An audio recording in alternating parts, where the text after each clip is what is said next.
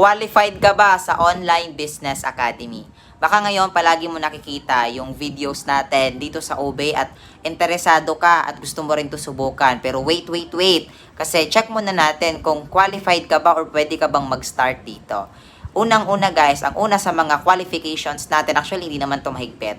Kasi ang opportunity natin is open naman sa lahat. Pero ito muna yung mga tandaan mo at i-prepare mo na dapat meron ka once gusto mong mag-start dito. Number 1, syempre dapat ikaw ay 18 years old and above. So hindi muna natin i-qualify guys yung mga 18 below kasi nga kailangan nyo pa ng parents consent, mahirapan pa kayo. Okay, so 18 years old and above lang po muna para mabilis. Okay, pangalawa, kailangan nyo ng Facebook, tsaka TikTok account active po ha. Hindi kailangan na maraming followers, basta active yung social media accounts ninyo. Pangatlo, kailangan ninyo ng stable internet connection. So kung data ka lang, or actually pwede naman data, basta syempre malakas, pero mas maganda kung wifi.